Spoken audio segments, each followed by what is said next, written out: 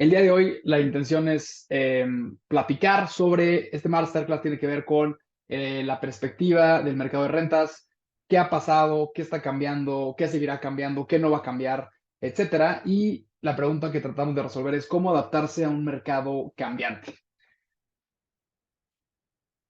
Entonces, la agenda muy a grandes rasgos para hoy es hablar de, bueno, uno, esta perspectiva económica del mercado de vivienda. Por ahí preguntaban si era específico del mercado residencial. Sí, es residencial. Después hablar sobre unos cambios demográficos que hemos visto. Lanzamos una encuesta a nivel nacional para entender mejor a los consumidores y les vamos a compartir aquí esas respuestas. Y también después hablar del impacto de la tecnología y cómo está cambiando esta dinámica. Y finalmente las conclusiones. Vamos a abrir con, en México hay 37.6 millones de hogares. Esto es a nivel nacional. De esos 130 millones de habitantes que habemos en México, bueno, pues 37 millones son hogares, ¿no? Eso puede ser un hogar. Eh, pongo esta estadística y ahorita vamos a partir de aquí. Quiero arrancar de el total de hogares y luego irnos metiendo a los diferentes pues, sectores o segmentos.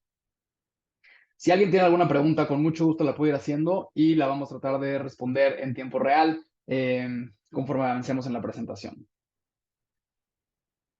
Aquí tenemos que los hogares en México han crecido 2.2% al año durante los últimos 6 años, ¿no?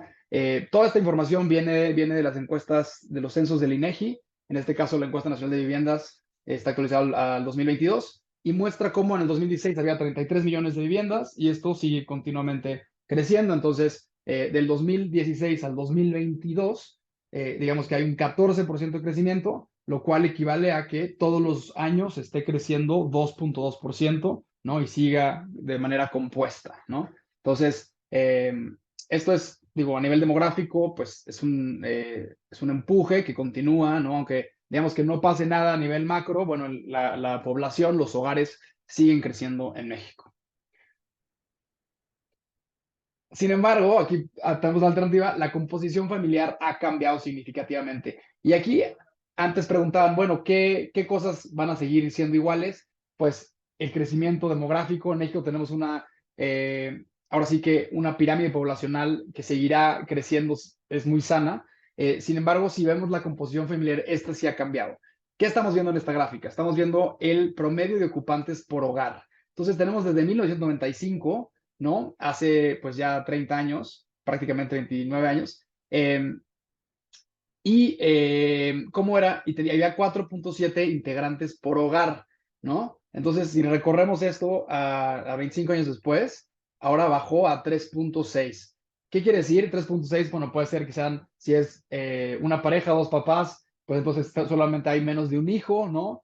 O si es alguna otra composición familiar, ahorita vamos a hablar de las composiciones familiares, pero esto ha venido a la baja, ¿no? Entonces, pongo esto tan contrastante, ¿eh? Por un lado, viene creciendo, es muy estable y seguirá creciendo los hogares en México. Y por otro lado, tengo una gráfica donde habla de algo bien drástico que está cambiando, ¿no? Entonces, toda la temática del día de hoy es hablar de estos contrastes. ¿Qué se queda igual y qué evoluciona o qué cambia, ¿no? Y vamos a tratar de entender de lo que está cambiando, por qué está cambiando y, más importante, qué podemos hacer o cómo nos podemos adaptar a este cambio. Entonces, eso viene a la baja y vamos a hablar de ahora la fotografía del hogar en México. Aquí tenemos una gráfica de ese 100% de los hogares en México y vamos a ir cubriendo, digamos, cada uno, ¿no? Entonces, tenemos que el 20.4 de los hogares, ¿no? Uno de cada 5 hogares está compuesto por papá, mamá y niños, ¿no? Ya sea aquí no discrimina si es un niño o dos o tres, lo que sea, sino que digamos el 20% hay papá, mamá y niños chicos. Hay otro 14% que es papá, mamá y jóvenes. Entonces, si sumamos esos dos, 20 y 14, aproximadamente tenemos 35%, un poco más de un tercio. Un tercio de los hogares está compuesto por papá, mamá y hijos, ya sea niños o jóvenes, ¿no? Después tenemos padres, hijos y otros. ¿Qué significa esto? Significa que puede ser que es el núcleo familiar, pero también puede ser un primo, puede ser un abuelo, una abuela, alguien más, algún otro familiar que está en esa familia, ¿no? Entonces aquí hay otro 7.9%. Después entramos al nido vacío. El nido vacío es cuando ya no hay, digamos, están los papás nada más y ya se fueron los hijos. Ahí hay otro 9% que se quedó, ahora sí que los papás ya sin hijos. Y tenemos, aquí empiezan algunos de los cambios. Tenemos 5%, 5.1% que son pareja joven, ¿no? Que está, digamos, una pareja, puede ser que sea estar, pues, casada, novios, lo que fuese, sin hijos, ¿no? Es la pareja únicamente. Y ahora aquí entra el primer cambio que esto es sorprendente, es el hogar unipersonal, que es el 13%. Cuando estaba viendo estas estadísticas, también hay un corte por ciudades y Ciudad de México es la segunda ciudad. No sé si aquí nos están escuchando de más lugares del país. Si no, también le puedo dar la estadística para cada estado, pero Ciudad de México está, no es 13%, me parece que es 16 o 17% de los hogares, ¿no? Uno de cada seis es un hogar unipersonal, quiere decir que nada más vive una persona. Y después también hay un tema que es verdaderamente impactante, que habla digamos, esa labor titánica de las mamás, y en este caso de mamá sola con hijos es el 18% de los hogares, está compuesto por la mamá y los hijos. En el caso de papás con hijos, papá solo con hijos está 3.4. Roomies o algún esquema de amigos que no se considera pareja es otro 5%. Familia reconstituida se refiere a, pues, una pareja que ya tenía hijos de un lado o del otro, etcétera. Y finalmente no se alcanza a ver bien aquí, pero hay una raya naranja, que la leyenda está muy chica, pero es pareja del mismo sexo, que me parece que es 0.4%. Entonces, pueden ver esta foto y eh, estoy seguro, bueno, aquí en la oficina estábamos haciendo preguntas y casi todos están quedando bastante lejos de esta composición del hogar en México, ¿no? Ha venido cambiando, esto quizás se mueve, no tengo el histórico de cómo se ha ido recorriendo, pero estoy seguro que es algo que se ha ido moviendo conforme las necesidades del mercado. Entonces, ahora hablábamos de cómo se ha movido, el mercado sigue creciendo, los hogares, el número de personas por hogar se ha cambiado, la foto de cómo estamos hoy. Y ahora vamos a hablar de cómo se distribuye, el INEGI le llama tipo de tenencia, pero ahorita explico qué significa esto, por hogar. Quiere decir que de los hogares, ¿no? De estos 37 millones de hogares, cómo están distribuidos, ¿no? Y aquí tenemos que hay la mayoría, el 57%, es vivienda propia que ya está pagada, digamos que no tiene un crédito o, pues sí, algún compromiso asociado, ¿no? 57% de los hogares en México están, pues, es vivienda propia y pagada. Después hay un 11% que es vivienda propia por pagar o que tiene algún tipo de crédito asociado. Entonces, ya sea una hipoteca o algún crédito bancario directo. Entonces, si sumamos estos dos, 57 y 11 son 68%, ¿no? Es vivienda propia, ¿no? Después entramos a otra categoría, que son las rentadas y las prestadas. Rentada, de hecho, esto subió, antes era 16%, ahora subió a 17%, ¿no? 17% de la vivienda es vivienda que está rentada. Quiero aclarar que es muy distinto a este otro 13% que es prestada. El prestada se refiere que no es la vivienda de quien habita ahí, pero no tiene un acuerdo formal de renta, sino que es más bien como a un préstamo, algún acuerdo más informal, ¿no? Así es como está. Y después hay otra que realmente pues no define exactamente qué se refiere, pero es una combinación de que pues está ni una ni otra, quizá. Entonces, ¿qué es relevante aquí o qué podemos mencionar? Que México, ahorita vamos a hablar de eso, tiene un alto porcentaje de autoconstrucción. Ahorita vamos a hacer un doble clic a esa vivienda propia, cómo se adquirió, ¿no? Pero si vemos esta foto, pues sí, 68% es vivienda propia y digamos que un 32% es vivienda pues rentada, prestada o en algún otro esquema. Voy a seguir avanzando. Em, hoy les traigo muchas gráficas y la segunda mitad de la presentación ya es más cualitativa y podemos ahí platicar más, pero si alguien, alguna gráfica no le queda claro, quiere regresar, con mucho gusto podemos estar regresando.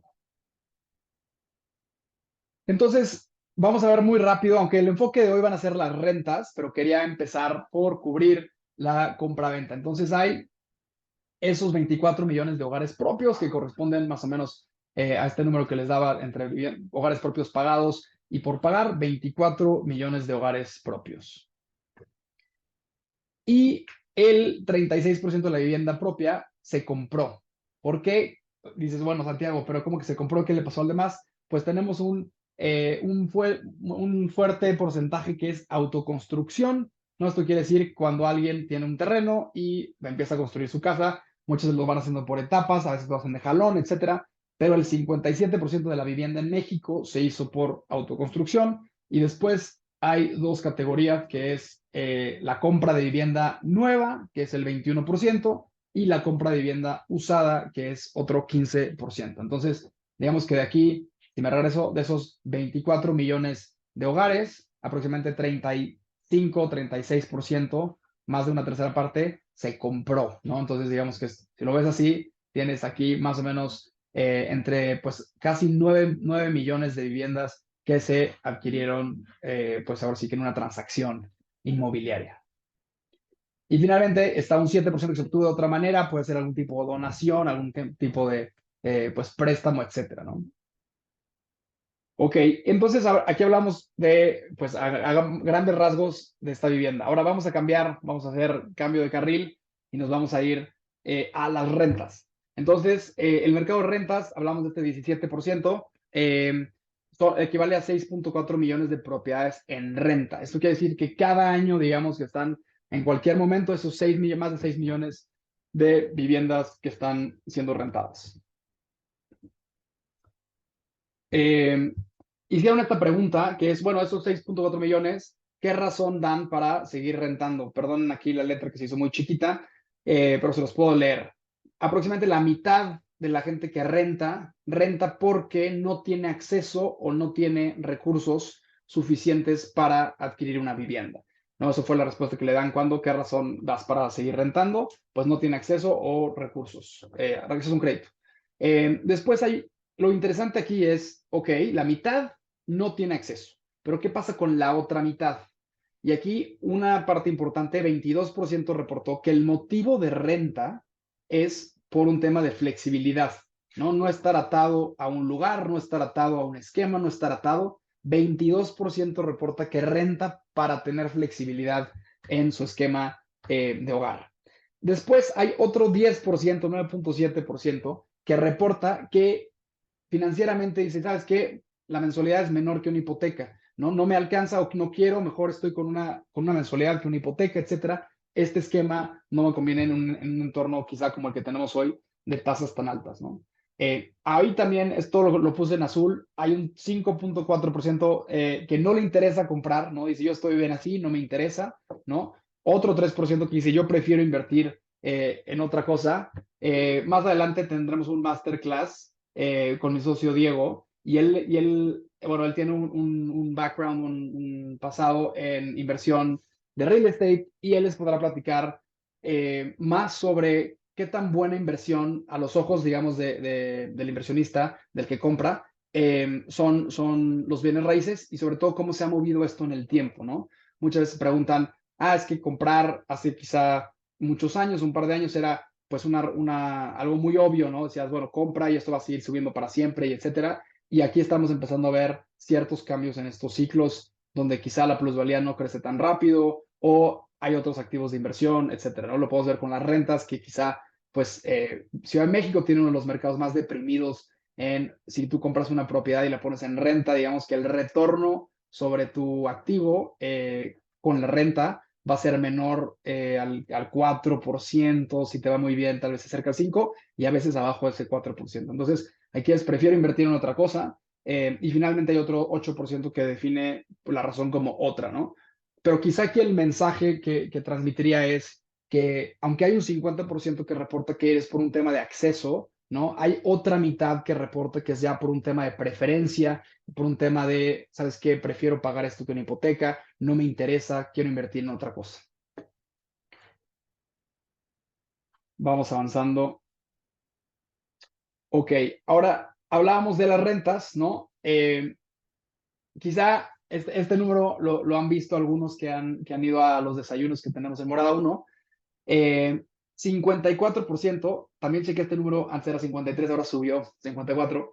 54% reporta tener un contrato vigente. ¿Y por qué es interesante este número? Pues porque tener un contrato vigente es un símil de tener ahora sí que más formalidad. Y también dos cosas, de formalidad y también de un asesor inmobiliario. Porque es muy poco probable que tengas a un contrato de arrendamiento en una transacción nada más entre un inquilino y un propietario, ¿no? Normalmente ya cuando tienes algo más formal, vas a tener un asesor inmobiliario que entra y va a traer esta, digamos, certeza jurídica y acompañamiento legal y comercial. Y también empiezan a aparecer los contratos a partir de rentas aproximadamente entre los 5,000, 6,000, 7,000 pesos, empieza a aparecer el contrato de arrendamiento. ¿Qué pasa abajo? También puede haber contratos, pero rentas menores quizá es un acuerdo más informal, le están rentando una parte de la vivienda o tienen acceso por otro lugar, etcétera, y sigue siendo pues un acuerdo más informal, un cuarto, una estancia, y ya cuando empiezas a partir de este corte de 5, 6,000, 7,000 pesos, empieza un contrato y también entra el asesor inmobiliario. Y que, ahora, ok, bueno, Santiago, qué bueno que 54, ¿cómo se ve eso? ¿Qué representa? Pues lo tengo aquí, aproximadamente 3,400,000 viviendas se rentan todos los años con un contrato de arrendamiento y con un asesor inmobiliario de por medio. Esto equivale a más de 50,000 millones de pesos en comisiones para asesores inmobiliarios. Aquí solamente estoy incluyendo a los 5,5 deciles más altos, ¿no? De las rentas no me estoy yendo, digamos, a deciles más bajos, del 1 al 5, estoy agarrando a partir del 5 para arriba. Y aquí la renta promedio es aproximadamente un poquito bajo de 14,000 pesos y eso es lo que equivale. Con mucho gusto les puedo platicar de cómo hacemos estos análisis, digamos, demográficos y basados en otras variables de asequibilidad. Pero, ¿por qué es importante? Porque dices, bueno, de esos 6 millones, 6 punto y tantos millones, la mitad aproximadamente tiene un contrato vigente y tiene un asesor inmobiliario y eso se traduce en, ahora sí que, pues, comisiones para asesores inmobiliarios. Bueno, entonces me sigo. Eh, Tenemos aquí una foto, hablamos ahorita de México, ese 17%, 16% en esta gráfica. Eh, ¿Cómo se compara con otras geografías? Bueno, México está mucho, ahora sí que, bueno, por debajo significativamente por debajo de otras geografías. Tenemos a Estados Unidos y Canadá con 33%, Europa casi 30%, 29%. Quiere decir que una de cada tres viviendas son en renta, ¿no? Y sin embargo, en México y en Brasil este número está por debajo, ¿no? Alrededor del 18, 17%. Y tenemos también la Ciudad de México que está sobreindexada, es alrededor del 24%. Y también tenemos las tasas de crecimiento. Lo que vemos es que la vivienda en renta ha crecido o está creciendo más rápido que la vivienda propia. Otra pues, perspectiva interesante aquí es que hay mucho espacio para crecer hacia las rentas a medida que los mercados se van desarrollando. Empieza a ver esta consolidación, más vivienda en renta, más vivienda vertical, digamos, pues suben los costos, etcétera, y ahí eso impulsa a que continúe lo que más rápido crezca, lo que crezca de manera más acelerada es la vivienda en renta, ¿no? Aquí hacemos doble clic. Con mucho gusto lo podemos ver también para diferentes geografías.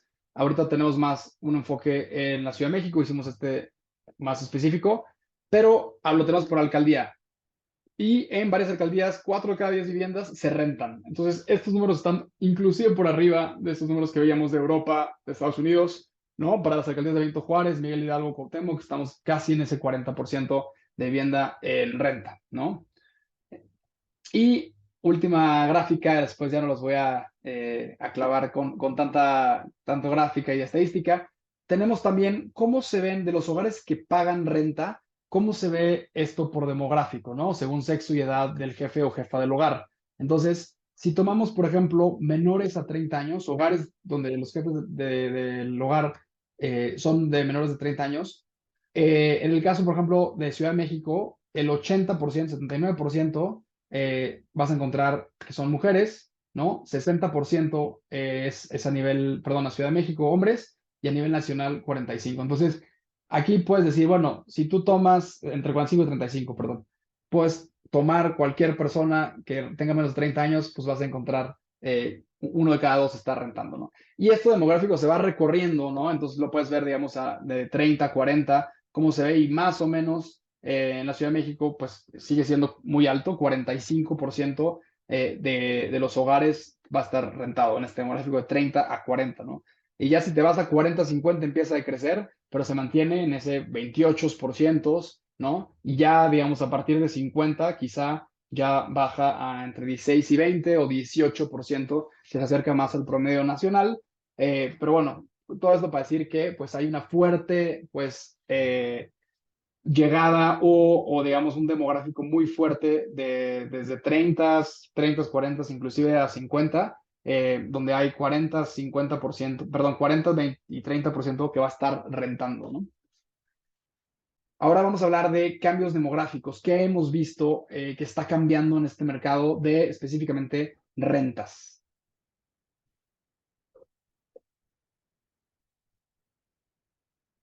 Bueno, la primera pregunta que tenemos aquí es, ¿por qué es tan difícil cerrar una renta? Y ahora vamos a mostrar, digamos que el pulso del mercado. Bueno, antes de entrar a eso, tenemos aquí por qué es tan difícil, porque nosotros lo que vemos es, esta es una foto de, bueno, yo la puedo mencionar porque yo nací en los 80s, así que me tocaron los 80s y 90s, pero hay muchas cosas que, digamos, se siguen haciendo como hace 30 años, ¿no? Entonces, no han evolucionado y aquí es donde empieza a haber un choque, empieza a haber ciertas fricciones entre lo que necesita o lo que espera o lo que quiere el mercado con lo que le estamos ofreciendo bueno, o la propuesta actual, ¿no? Entonces hicimos una encuesta con alrededor de 2,000 propietarios, también inquilinos y asesores. Esto está más enfocado en Ciudad de México, Guadalajara, Monterrey y Querétaro. Y estos fueron los resultados. 40% de los inquilinos no tiene aval o no cumple con requisitos tradicionales para rentar. ¿Por qué esto es tan impactante? Porque, como estaban viendo, cada vez más este número seguirá creciendo y ya no aplica solamente para, bueno, es un extranjero, etcétera. No, cada vez es un foráneo o de la misma ciudad, pero no tiene acceso a un fiador, ¿no? Otra pregunta es, el 59% de los propietarios reportan desconfianza o miedo al rentar, ¿no? Por lo que escuchan, por el Estado de Derecho, porque es su patrimonio y dicen, bueno, ¿y qué pasa si aquí hay algún problema y no me quieren pagar, no se quieren ir, hay algún incumplimiento, ¿no? Está ese miedo latente. Eh, entonces aquí pasa algo interesante, porque por un lado tienes, oye, una población de inquilinos que como vieron que seguirá creciendo y es enorme, que no cumple con los requisitos. Por otro lado, tienen aquí este choque de esta desconfianza o miedo. Esto se me hace muy interesante, que es que el 71% de los propietarios espera que rentar sea un proceso más ágil y rápido que la última vez. Aquí, ¿a qué se refiere esto? Quiere decir que hubo como un sabor de boca de complejidad, decir, ¿sabes qué? Espero que la próxima no sea tan difícil o sea más eficaz o más fácil, ¿no? Eso también es como un poco como lo que está diciendo ahí el mercado es, hubo bastantes fricciones o me costó trabajo o quizá puede mejorar para la próxima vez. Ahora hablemos de los asesores inmobiliarios. El 84% de los asesores han tenido problemas para cerrar una renta en sus últimas 5 operaciones. Quiere decir que se les cayó la renta, se canceló, alguien se echó para atrás, hubo fricciones, no calificó, el inquilino ya no quiso, el propietario tampoco le gustó algo y algo se friccionó, ya sea una cancelación o algún problema, ¿no? Entonces, este número también es impactante porque te habla de un poco el resultado de meter a la licuadora, por un lado, este tema de no cumplo con requisitos, con del lado del propietario tengo este miedo o pues, sí, esta desconfianza, lo metes a la licuadora y resultas en este proceso medio atropellado y con fricciones, ¿no? Y finalmente hablamos también de temas de 7 de cada 10 asesores han tenido conflictos en rentas no pagadas o inquilinos en incumplimiento. Aquí hago quito la presentación un momento, hablo de, me fui y empecé la presentación digamos, de manera macro, a nivel nacional, cómo está el mercado, etcétera. Y esta sección que ya estamos hablando de qué cambios hemos visto, qué se siente, cuál es el pulso del mercado, eso es interesante porque estamos empezando a ver, pues quizá cómo chocan estas dos cosas, que es por un lado esta necesidad de seguir rentando, porque eso no se va a desaparecer, digamos, cada vez más personas van a continuar rentando, pero no están cumpliendo con esos requisitos, ¿no? Y por el otro lado, esta desconfianza del lado de los propietarios, y eso está friccionando, chocando y desemboca, pues ustedes son los primeros como asesores que a veces viven esta experiencia, ¿no? La parte que sigue es qué puede hacer la tecnología, ¿no? ¿Cuál es el impacto de la tecnología? Aquí, muy rápido, puntualmente, cuando hablamos de tecnología, esto es la manera de verlo en morada uno, pero quizá también es una forma, pues, muy honesta de ver la tecnología, que es que la tecnología solo puede considerarse como tecnología si realmente el usuario la está adoptando. Entonces, si tú tienes enfrente algo y alguien te dice, mira, esto es tecnología, pero tú no lo puedes usar, no sabes usarlo, no te gusta usarlo, no te funciona, eso entonces no es tecnología, ¿no? Muchas veces estamos bombardeados por diferentes cosas que dicen, no, no, es que esto es la tecnología, pero realmente si no lo estamos adoptando, pues entonces realmente no nos sirve o no es tecnología, ¿no? Eso es muy importante aclarar porque así es como nuestra visión de construir, digamos, los productos y la tecnología para el mercado. Entonces, regresando a tecnología, eh, una frase que para nosotros es central, que es la tecnología no reemplaza al asesor inmobiliario, lo reemplaza otro asesor inmobiliario que sí use tecnología, ¿no? Lo que sí estamos viendo es que hay una barra de expectativas, hay una barra de servicio, ¿no? Que a eso sí sigue subiendo o seguirá subiendo, y ahí es donde la tecnología permite precisamente llegar. Hablaba esto, lo que espera el mercado, ¿no? ¿Qué sigue? La nueva barra. Bueno, aquí comentaba Rocío, pues es que los propietarios, pues quieren tener la renta protegida, no quieren problemas, quieren encontrar un inquilino más rápido, quieren tener esta seguridad en sus datos personales, etcétera, ¿no? Eh, Perdón, y hay uno muy importante que es ese acompañamiento comercial y legal que lo reciben a través del asesor inmobiliario, ¿no? Menciono también el tema de datos personales. Cada vez es más importante tener, ahora sí que estar en regulación con la ley de privacidad de datos personales. Ya no es nada trivial, ya no es un tema de, bueno, no pasó nada, ya cada vez hay más historias de terror de que si se hackeó el WhatsApp, que si pasó, llegó, voló por todos lados. Entonces, es una responsabilidad que tenemos todos, empezando, digamos, por ustedes como asesores inmobiliarios con sus clientes, porque también hay una reputación que cuidar, ¿no? Me paso al lado de los inquilinos. Bueno, pues primero quieren un mercado que lo poníamos en ese mapa que veíamos al principio, que se ajuste a sus necesidades, ¿no? A su preferencia, si es, quiero rentar con roomies, quiero rentar con mi pareja, quiero rentar con, no tengo hijos, o sí, un espacio, o unifamiliar, etcétera, ¿no? Entonces esperan algo que se ajuste a esas necesidades que han cambiado. Número dos, ya no quieren ni tienen aval. Aquí está el ejemplo de Rocío. Básicamente es, bueno, pues ya no te puedo dar un aval, no tengo acceso a un aval, ¿no? Y esto incluye la fuerte llegada de extranjeros, pero también foráneos o misma ciudad sin un acceso a un fiador. Entonces, inquilinos, hablábamos de ese mercado que se ajusta a sus necesidades, hablábamos de no quieren ni tienen un fiador, quieren experiencias inmediatas y digitales, están acostumbradas a, pues muy rápido resolver, muy rápido poder, no sé, pedir el súper, pedir cualquier cosa, y eso se transfiere, se traslada también a la experiencia que quieren tener aquí, y que en un proceso sencillo y seguro. Y finalmente, del lado del asesor, bueno, por supuesto, encontrar clientes más rápido, ¿no? Un proceso más sencillo. Hablamos hace rato de esa complejidad, cómo la puedes quitar, simplificar, ¿no? Quieren dar seguridad a sus clientes para generar una relación de confianza, y este tema de datos que hablamos que es muy importante, y finalmente también aumentar sus ingresos, por supuesto. Entonces, si metes todo esto, hablaba ahora sí que cómo ha subido la barra de tecnología, perdón, la barra de expectativas del mercado. Bueno, pues qué nos ofrece la tecnología, y aquí estoy poniendo entre paréntesis, y el mercado espera.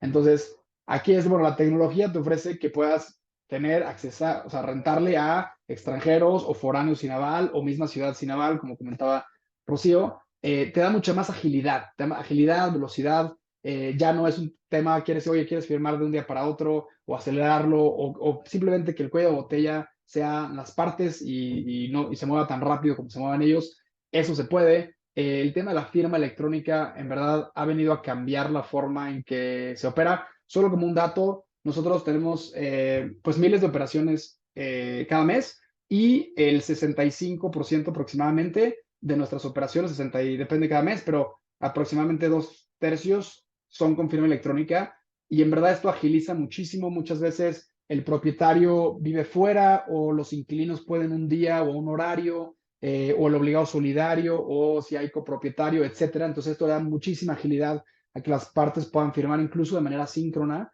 y después ya el asesor inmobiliario entrega la propiedad, ¿no? Entonces le da mucha más agilidad y flexibilidad.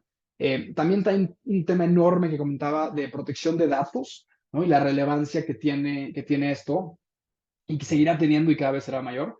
Y finalmente un tema de renta protegida. Nadie renta para que no le paguen. Nadie dice, tengo un inmueble, este dato no lo di, pero en promedio los propietarios en México tienen 1.1 propiedades. No, no tienen 7 propiedades, no tienen 14 propiedades, ¿no? Sino tienen una propiedad y entonces cuentan con este ingreso o si no dependen de él, lo cuentan para ahora sí que su gasto mensual. Entonces, pues nadie quiere rentar para que no le paguen y por lo tanto, pues es súper relevante y aquí es lo que la tecnología nos puede ofrecer, nos puede ayudar, nos puede dar.